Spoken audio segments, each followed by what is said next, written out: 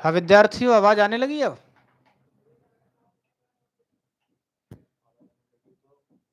Hello, हाँ बताओ, आवाज आने लगी?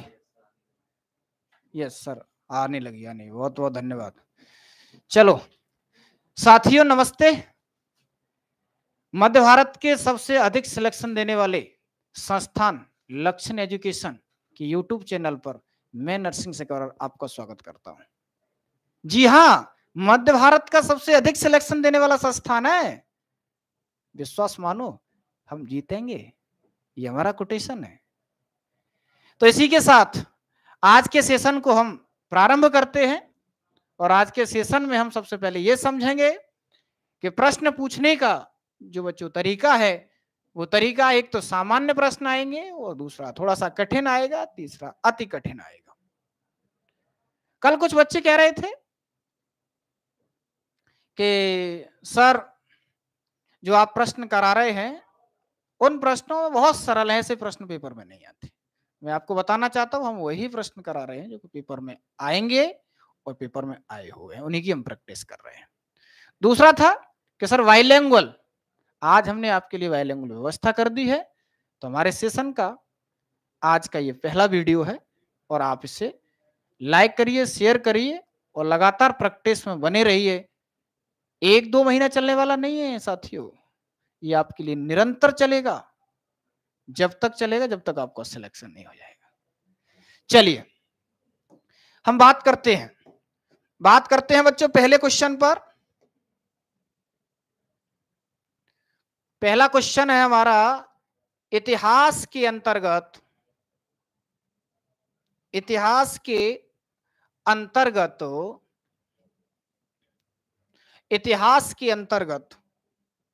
अध्ययन किया जाता है। इतिहास के अंतर्गत अध्ययन किया जाता है। 4 ऑप्शन है, देखिए 4 ऑप्शन। नंबर 1, एक ऑप्शन है अतीत का, दूसरा है समाज का, तीसरा है शासन का, चौथा है पर्यावरण का। एक बार फिर पढ़िएगा प्रश्न को, क्या पढ़ेंगे? इतिहास के अंदर, इन इतिहास के अंतर्गत अध्ययन किया जाता है। किसका अध्ययन किया जाता है?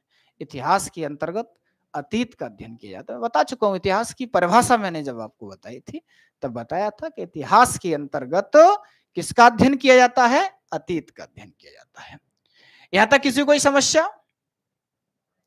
इसका इंग्लिश वर्जन है, जो इंग्लिश मीडियम वाले हैं वो इंग्लिश को इसको पढ़ के करें। हिस्ट्री इज स्टडीज अंडर, यानी इतिहास का अध्ययन किसके अंतर्गत होता है? Of the past, of society, governance, environment. आप कर सकते हैं, तो आंसर है ए। अगला देखते हैं। अगला प्रश्न है, प्रथम यूनानी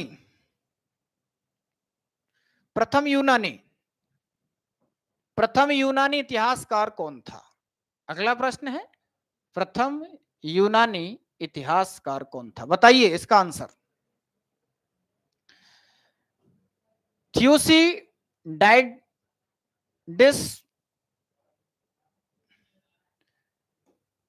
दूसरा है हेरोडोटस, तीसरा है मानेथो, अगला है होमर। अब बताइए, एक बार प्रश्न फिर पढ़ लेते हैं। प्रथम यूनानी इतिहासकार कौन था? मैं आपको बता चुका हूं, थ्योरी क्लास में मैं आपको बता चुका हूं कि विश्व का पहला इतिहासकार कौन था और भारतीय इतिहास का जनक कौन था और वर्ल्ड के इतिहास का जनक कौन था। ये मैं तीनों बात आपको बता चुका हूं। तो ध्यान दें, हेरोडोटस, इनको ही इतिहास का जनक कहते हैं। क्या कहते हैं? इतिहास का जनक। इतिहास का जनक, फादर ऑफ हिस्ट्री किसे कहते हैं? हेरोडोटस को। अब हेरोडोटस कहां के रहने वाले थे? तो हेरोडोटस के बारे में समझते हैं। हेरोडोटस यूनान के रहने वाले थे, यूनान के इतिहासकार थे। हेरोडोटस कौन थे? यूनान के इतिहासकार। इनका जन्म, पेपर से प्रश्न पेपर में कई बार पूछ लिया गया है कि इतिहासकार हेरोडोटस का जन्म कब हुआ था।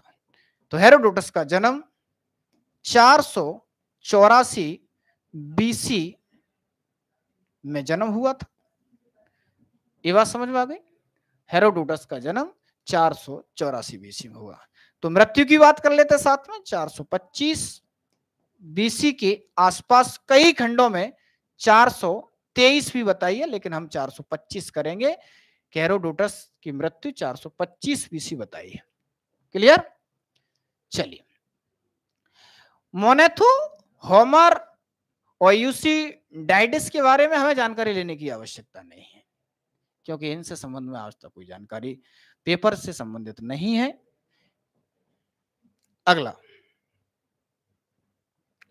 अगला प्रश्न है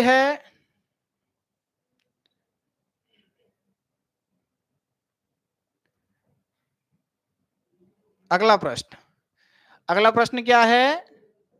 द हिस्ट्रीज के रचनाकार का नाम। द हिस्ट्रीज के रचनाकार का नाम क्या है? बताओ। आंसर आ रहा है बी वी वी बी।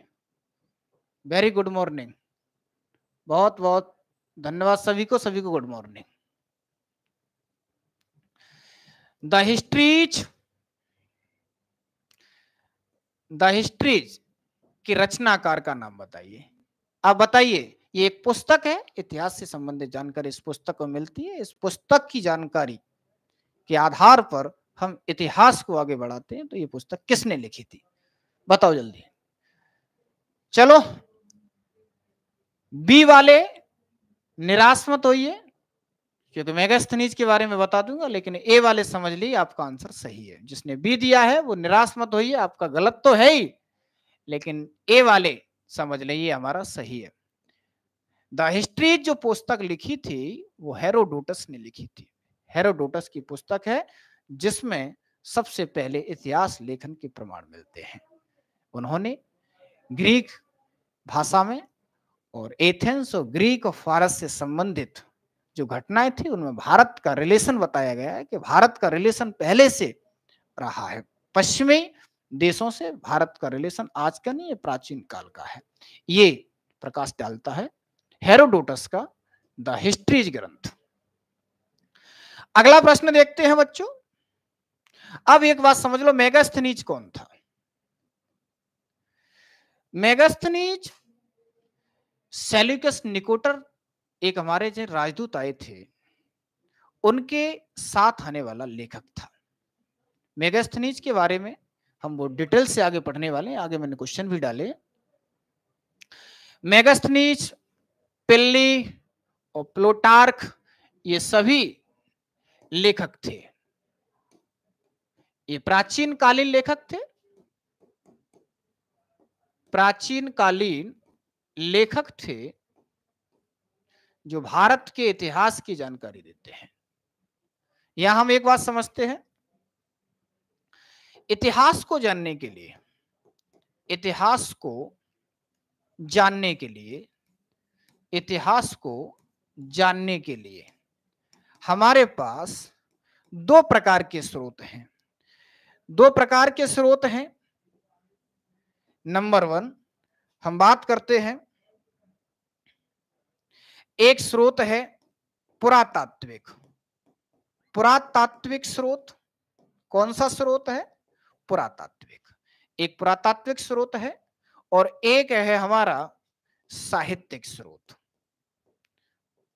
कौन सा स्रोत है? साहित्यिक स्रोत। एक पुरातात्विक स्रोत और एक साहित्यिक स्रोत। तो ये दो स्रोतों से हमें इतिहास संबंधी जानकारी प्राप्त होती है। तो पुरातात्विक स्रोत से जानकारी प्राप्त होती है और साहित्यिक स्रोत से जानकारी प्राप्त होती है। तो जो साहित्यिक स्रोत से जानकारी प्राप्त होती है उस जानकारी में देने वाले जो लोग हैं वो लगभग सभी वो लोग हैं जो लिखित जानकारी देते हैं।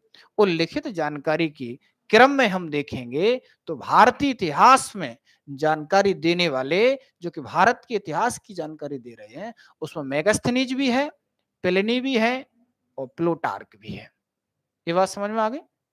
इस तरह से हम जानते हैं कि इतिहास की जानकारी प्राप्त दो तरह से होती है, एक पुरातात्विक स्रोतों से और दूसरी किससे होती है? यानी साहित्यिक स्रोत होते हैं। तो साहित्यिक स्रोतों की जानकारी हम प्राप्त करते हैं, तो उसमें हम जानकारी लेंगे। वो जानकारी क्या है? वो जानकारी है मेगास्थनीज, प्लिनी और प्लूटार्क जैसे लेखकों के माध्यम से। अगला प्रश्न देखते हैं। अगला प्रश्न बच्चों यह है,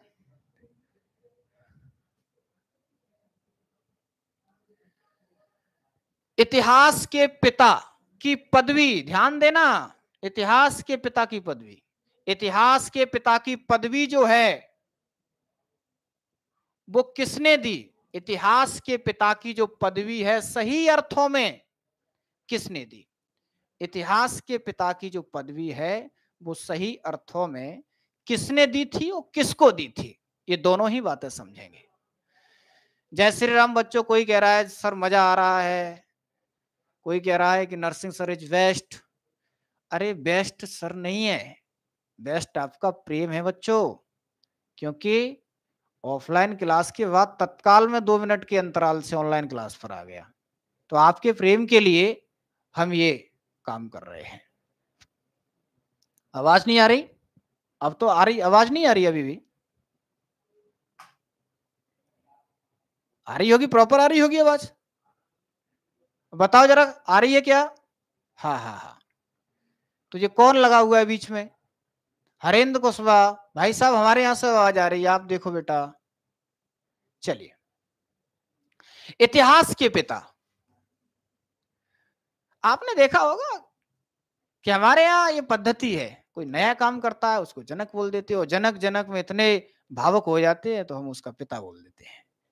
जो जन्म देने वाला होता है पिता तो स्वाभाविक होता ही होता है। तो ऐसे ही इतिहास के पिता, द फादर ऑफ हिस्ट्री, यानी इतिहास के जनक कौन है? इतिहास के जनक हेरोडोटस है। कौन है? हेरोडोटस। इतिहास के जनक हेरोडोटस। तो पहले ही बता चुका हूं, इतिहास के जनक कौन है? हेरोडोटस। हेरोडोटस को इतिहास के जनक की पदवी किसने दी थी? ध्यान देना, हेरोडोटस, हेरोडोटस को इतिहास के पिता की, पिता या जनक की जो उपाधि देनी, उपाधि किसने दी थी? सिसरो ने। मैं बता चुका हूं पहले, सिसरो ने इतिहास के पिता की जो पदवी दी थी, उपाधि दी थी, वो सिसरो ने दी थी। ये बात समझ में आ गई? चलिए, अब हम आगे बढ़ते हैं। अगला प्रश्न ये रहा। अगले प्रश्न का आंसर मैं आपसे चाहिए, मैं तभी आगे बढ़ूंगा जब आप आंसर दे देंगे। बताइए, ऑफलाइन क्लास वाले जो यहां आज यूट्यूब के पर क्लास देख रहे हैं वो बताएं, मैंने आपको बताया था। हाँ सर, ये बहुत अच्छे। इतिहास अपने को दोहराता है, इतिहास अपने को दोहराता है, ये किसने कहा? यह किसका कथन है? ये कथन किसका है? समझ लो, इतिहास अपने को दोहराता है, ये कथन किसका है? आंसर आ गया ए। बहुत अच्छे, ए, हीगेल ने कहा। अब समझते हैं, इतिहास लेखन की परंपरा जो चल रही थी, उस परंपरा में परिभाषा को लेकर बड़े मत थे, और परिभाषा को लेकर जो मतांतर थे उसमें कई साहित्यकारों ने अपने अपने मत से परिभाषा देने का प्रयास किया। उसी में एक हीगेल साहब थे, उन्होंने कहा कि इतिहास क्या है? इतिहास की परिभाषा को लेकर काम चल रहा है, तो इतिहास क्या? तो उन्होंने कह दिया, इतिहास अपने को दोहराता है, यानी वो घटित घटना जो एक समय ऐसा आएगा पुनः दोहराई जाएगी, वो घटित घटना एक समय ऐसा आएगा पुनः दोहराई जाएगी। जैसे हम लोग जनरल भाषा में कहते हैं ना, इतिहास दोहर गया, कोई नया काम हो जाए हम कहते हैं इतिहास दोहर गया, वही है कि यहाँ इतिहास दोहरेगा। सर आप वाक्य के अंत में कुछ शब्द धीरे बोलते हैं, जो शब्द सुनाई नहीं देते। बहुत अच्छा, तो ध्यान रखना, इतिहास अपने आप को दोहराता, यह कथन किसका है? हीगेल का। ये बात समझ में आ गई? अब आगे चलते हैं। अगला प्रश्न है,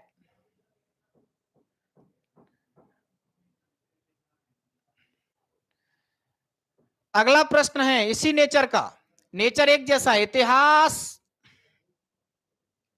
इतिहास अतीत एवं वर्तमान के बीच अंतरहीन वार्ता है। इतिहास अतीत और वर्तमान के बीच में क्या है? अंतहीन वार्ता है।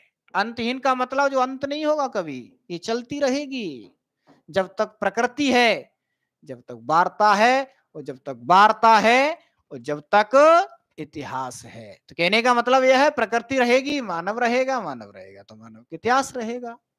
तो ध्यान रखना, EH कार, EH कार है इसका ऑप्शन।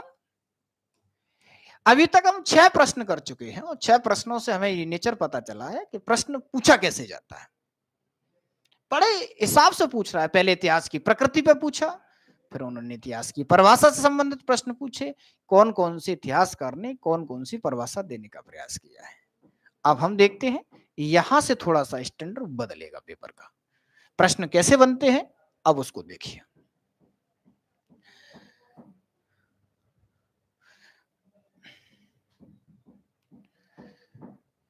तिथियों के साथ प्रयुक्त होने वाला BC का पूर्ण रूप होता है। अब बेसिक सा प्रश्न है, लगता है कि सर इसको हमें करने की क्या आवश्यकता है। समझें, बेसिक के साथ ही तो कॉन्सेप्ट जुड़ा हुआ है। मैंने कल भी बताया था और क्लास में लगातार ऑफलाइन बता रहा हूं।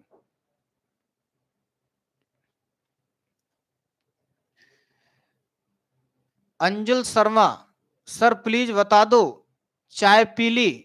अरे बेटा, यहां कमेंट के माध्यम से टाइम पास नहीं करना है, ध्यान रखना। चाय पिएंगे, चैट देख लीजिए, सब होता रहेगा। मैं ज्यादा चैट पे ध्यान नहीं देता, कमेंट्स पे ध्यान नहीं देता, बहुत कम रिप्लाई करूंगा। यानी काम का होगा मैं उसी को रिप्लाई करूंगा, अनावश्यक रिप्लाई मैं नहीं करूंगा, क्योंकि हम यहाँ समय बर्बाद करने के लिए नहीं आए। हम एक एक मिनट का हिसाब करेंगे, ध्यान रखना। तो तिथियों के साथ प्रयुक्त होने वाला BC का पूर्ण रूप है। पूर्ण रूप होता है, गणित में हम पढ़ते हैं किसी भी पद को लिखने के लिए इकाई का प्रयोग करते हैं। ऐसे ही हम काल गणना के साथ कुछ तिथि की इकाइयां लिखते हैं। तो काल गणना के साथ हम तिथि की इकाइयां लिखते हैं। वो इकाई क्या हो सकती है समझ लो। यानी एक इकाई लिखते हैं हम ईसा पूर्व, एक इकाई क्या लिखते हैं ईसा पूर्व, एक इकाई लिखते हैं बच्चों ईसवी। अब इनके शॉर्ट फॉर्म क्या होते हैं? ईसा पूर्व को हम BC बोलते हैं और ईसवी जो है ईसवी को AD बोलते हैं। अब बात समझ में ये नहीं आती कि सर आप ये बताओ कि आपने तो बता दिया BC और AD होता है, लेकिन हम कैसे निकालें? आपको बताता हूं। काल गणना जो है, काल गणना हमारा मानव का नेचर है काल गणना करना। और काल गणना के लिए मानव जब से समझदार हुआ है उसी दिन से प्रयास कर रहा है। आज तक पता नहीं चला कि काल गणना में क्या मोड़ आ रहा है। कि सर क्यों नहीं होगा? अब तो पता चल गया कि हमारे पास टाइम है, इतना टाइम हो गया, उतने बज गए, ये सब चल रहा है ना हमारे पास। ध्यान रखना, हम ये देख रहे हैं कि रक्षाबंधन 2 दिन बनता है, होली 2 दिन बनती है, दिवाली 2 दिन बनती है, आने वाले फेस्टिवल्स 2 दिन हो जाते, पता ही नहीं चल रहा।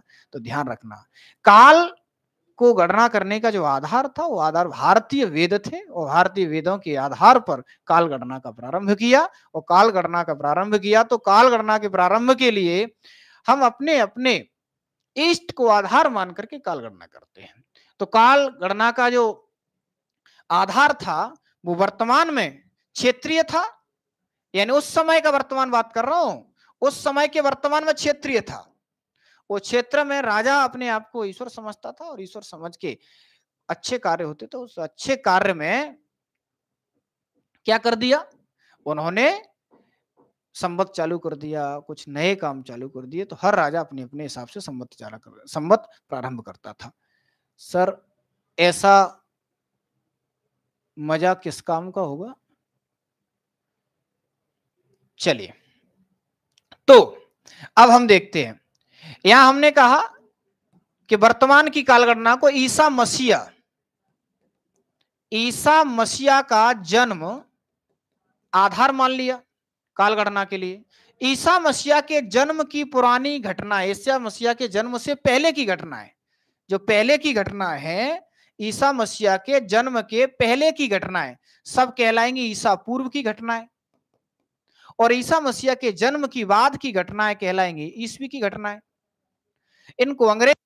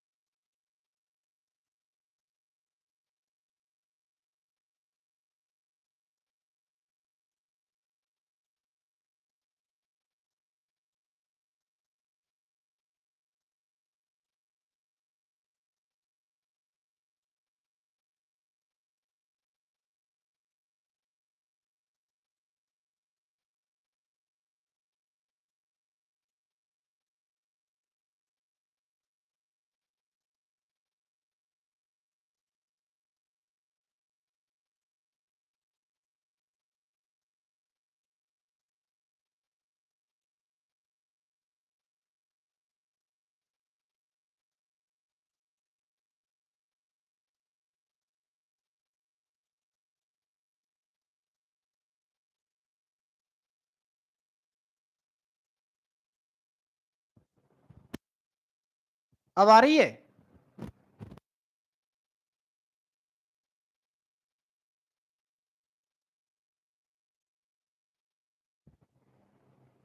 अब आ रही है।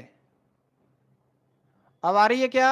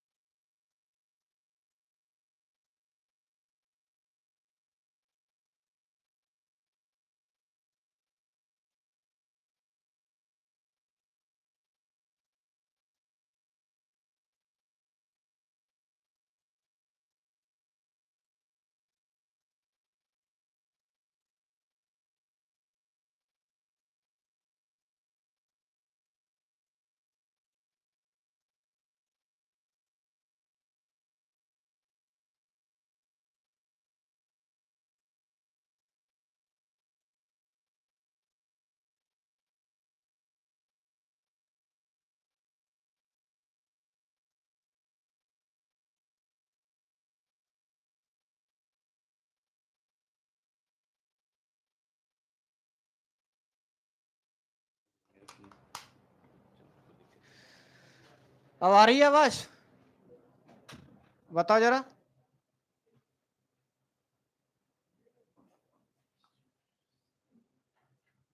आ गई आवाज? ओके, चलिए अगला प्रश्न देखते हैं। अगला प्रश्न क्या देखेंगे? अगला प्रश्न है कि वर्ष 50 ईसा पूर्व, वर्ष 50 ईसा पूर्व ऑप्शन है वर्ष 150 ईसा पूर्व के पहले आता है, वर्ष 150 ईसा पूर्व के बाद आता है, जिस वर्ष में वर्ष 150 ईसा पूर्व आता है, जिस दशक में वर्ष 150 ईसा पूर्व आता है। इसको समझ लें पहले। वो प्रश्न ये कह रहा है कि 50 ईसा पूर्व कब आता है, 50 ईसा पूर्व कब आता है। तो ध्यान दें, मैंने आपको बताया था कि ईसा मसीहा का जो जन्म था, उस जन्म की सारी पुरानी घटनाएं ईसा पूर्व कहलाएंगी, जन्म के बाद की घटनाएं ईसवी कहलाएंगी। तो मानता हूं कि यहां हम देखेंगे हमारे पास जो डेटा है वो लगभग 2500 साल पुराना है, और 2500 साल पुराने डेटा से हम इधर की ओर चलेंगे तो घटते क्रम में जाएगा, 2000 आएगा, 2000 के बाद हम इधर 1500 आएगा, 1500 के बाद 1000 आएगा, और इसी क्रम से हम ईसा मसीहा तक पहुंचेंगे तो घटते क्रम में जाएगा, और ईसवी में बढ़ेंगे तो एक से बढ़ते बढ़ते बढ़ते वर्तमान के 2023 तक आएगा। ऐसे ही वो क्या कह रहा है, वर्ष 50 ईसा पूर्व, वर्ष 50 ईसा पूर्व, वर्ष 50 ईसा पूर्व के पहले आता है, ईसा पूर्व के पहले आएगा? नहीं आएगा, पहले तो आ ही नहीं सकता। वर्ष 150 ईसा पूर्व के बाद आता है। अब हम यहां सोचते हैं जिस वर्ष में वर्ष 150 ईसा पूर्व आता है, जिस दशक में वर्ष 150 ईसा पूर्व आता है, इसको बंद कर दो, इसको भी बंद कर दो, यानी वर्ष 150 ईसा पूर्व के बाद आएगा। यानी 150 के बाद 100 आएगा, 100 के बाद 50 आएगा, 50 के बाद धीरे धीरे एक आएगा, ईसा मसीह का जन्म आ जाएगा। तो जन्म पर आधारित प्रश्न ये इस तरह से पूछे जाते हैं। तो इसका ऑप्शन क्या होगा? ऑप्शन होगा 150 ईसा पूर्व के बाद आता है, बी। अगला प्रश्न देखते हैं। अगला प्रश्न जो है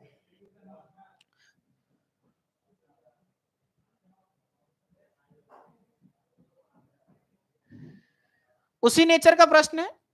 वर्ष 1015 ईस्वी किस शताब्दी में आता है? प्रश्न को समझो जरा। यानी वर्ष 1015 ईस्वी किस शताब्दी में आता है? शताब्दी क्या होती है समझते हैं। शताब्दी जो होती है बच्चों, सदी 100 वर्ष की होती है, और 100 वर्ष की सदी होती है तो इसमें प्रारंभ 1 से होता है, 1 से प्रारंभ होकर के 100 वर्ष तक चलते हैं, यानी पहली सदी। 1 से 100 की ओर बढ़ेंगे, पहली सदी। अब हम बात करते हैं 101। 101 से हम 200 की ओर बढ़ेंगे तो दूसरी सदी। 501 से हम 600 की ओर बढ़ेंगे तो छठवीं सदी। और उसके बाद 701 से 800 की ओर बढ़ेंगे तो कौन सी सदी होगी? 8वीं सदी। तो यह क्या हो रहा है? ये 1100 की ओर बढ़ रहे हैं ना, तो 11वीं सदी। अब 11वीं सदी कौन सी है? ईसा पूर्व है या ईसवी की है? ये हमें क्लियर करना पड़ेगा। तो यहां क्या लिखा है? यहां लिखा है ईसवी, तो ईसवी के साथ जाएंगे। तो हम क्या देखें? 10वीं शताब्दी ईसा पूर्व में, ईसा पूर्व नहीं है तो क्रॉस हो गया। 10वीं शताब्दी ईस्वी में, या हम सोचते हैं, लेकिन जो 10वीं है ये भी क्रॉस हो गया। 11वीं शताब्दी ईसा पूर्व में, ईसा पूर्व नहीं है, क्रॉस हो गया। तो आंसर क्या मिला? आंसर मिला हमें डी, 11वीं शताब्दी ईस्वी में। 11वीं शताब्दी ईस्वी में। यहां तक कोई परेशानी? चलिए,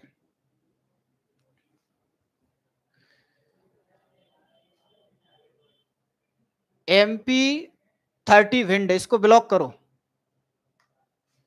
चलो चलो मैं ब्लॉक करता हूं, ब्लॉक करवाता हूं, अभी करवाता हूं। सुनिए, ऐसे लोग हम अपने चैनल पे अलाउ नहीं करते, ध्यान रखना, आपको मैं वार्निंग दे रहा हूं।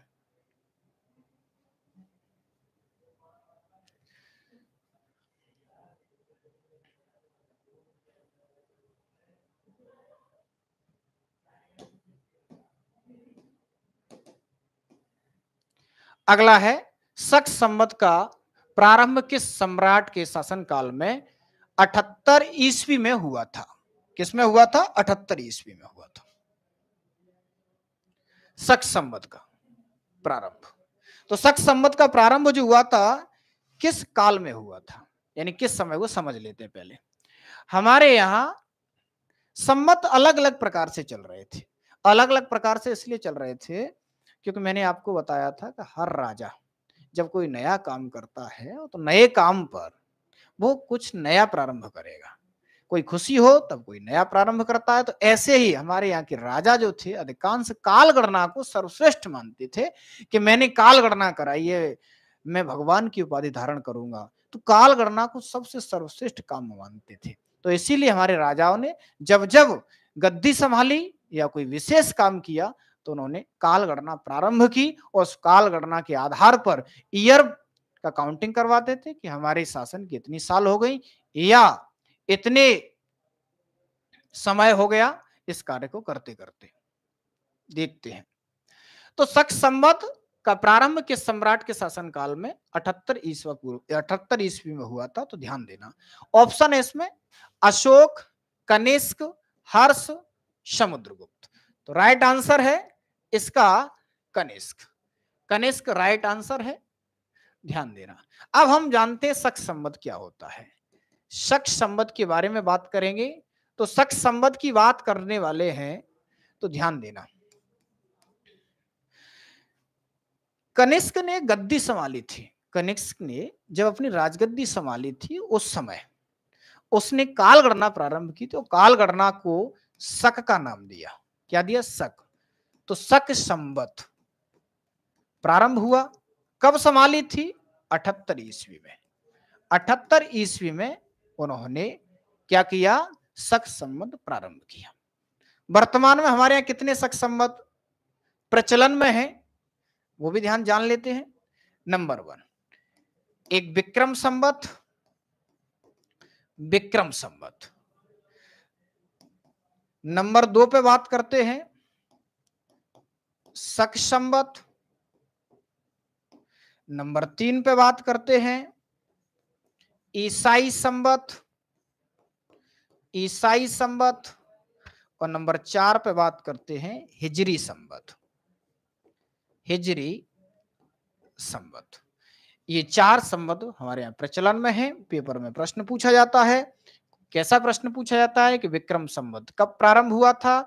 तो 57 बीसी में विक्रम संवत, 57 बीसी में शक संवत 78 ईस्वी में, और उसके बाद में ईसाई संवत जो प्रारंभ हुआ था वो 46 बीसी में हुआ था, और उसमें कुछ बदलाव किए। बदलाव करने के बाद आज की तिथि में वो लागू है। इसमें 2 बड़े बदलाव किए थे। 527 ईस्वी में किया था, एक 1582 ईस्वी में किया था। 527 ईस्वी में और 1582 ईस्वी में बदलाव करके वर्तमान ईसाई संवत का प्रचलन हुआ। हिजरी संवत जो चालू हुआ था वो 622 ईस्वी में हुआ था। तो पेपर में प्रश्न आता है शक संवत प्रारंभ कब हुआ था? तो 78 ईस्वी में। विक्रम संवत कब प्रारंभ हुआ था? 57 बीसी में। और शक संवत ऊपर मैं समझा चुका हूं। ईसाई संवत कब प्रारंभ हुआ था? तो ईसाई संवत 46 बीसी में, लेकिन उसके बाद इसमें बदलाव किया। 527 ईस्वी में इसमें बदलाव हुआ, और 527 में बदलाव होने के बाद इसमें बदलाव जो हुआ 1582 ईस्वी में। प्रश्न एक आता है, क्या प्रश्न आता है? प्रश्न ये आता है कि ईसाई संवत भारत में कब आया? ईसाई संवत जो है वो भारत में कब आया? तो इस भारत में आया वो 1757 से। 1757 से भारत में आया। कौन लाए? यूरोप के लोग लाए। यूरोप से पहले ये संवत हमारे यहां नहीं था। अगला प्रश्न देखते हैं। अगला प्रश्न है, बताइए, इसका जवाब दीजिए जरा। इस अगले प्रश्न का जवाब दें।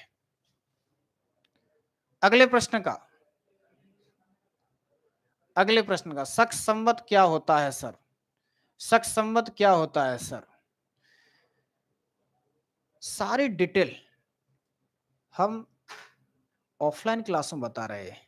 उसका समय है राइट 10 से सुबह 7 राइट 10 बजे उसको ज्वाइन करिए। वह पूरा का पूरा सिलेबस पढ़िए, क्योंकि सारी चीज यहाँ बताएंगे तो आप ऑप्शनल कैसे कर पाएंगे। हाँ, इंतजार भी करना पड़ेगा। कुछ ही दिनों में लक्षण एजुकेशन एडवांस एप्लीकेशन पर ऑनलाइन थ्योरी की क्लास प्रारंभ होने वाली है। आपके सारे डाउट क्लियर करेंगे। भारत का राष्ट्रीय पंचांग, यानी पूरे भारत में काल गणना हो तो भारत लेवल पर होना चाहिए। काल गणना होती है तो भारत लेवल पर होना चाहिए। तो उसके लिए नेशनल कैलेंडर को निर्धारण करने की हमारे यहाँ चर्चा चली थी, और इस चर्चा में ये निर्धारित हुआ हमें करना क्या है। तो ध्यान देना, भारत का राष्ट्रीय पंचांग किस संवत पर आधारित है? राष्ट्रीय पंचांग किस संवत पर आधारित है? तो प्रश्न है कलिक संवत, विक्रम संवत, शक संवत, इनमें से कोई नहीं। तो उत्तर है, पहले उत्तर को जान लेते हैं, शक संवत पर। अब बात आती है कि सर शक संवत पर आधारित है। हाँ, शक संवत पर आधारित है। शक संवत पर आधारित क्यों है?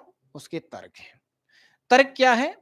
हमारे यहाँ जब भारत हमारा आजाद हुआ था, आजाद होने के बाद काल गणना के संबंध में भारत सरकार ने तय किया कि हम अपनी काल गणना स्वयं की कराएंगे, स्वयं का एक कैलेंडर जारी करेंगे।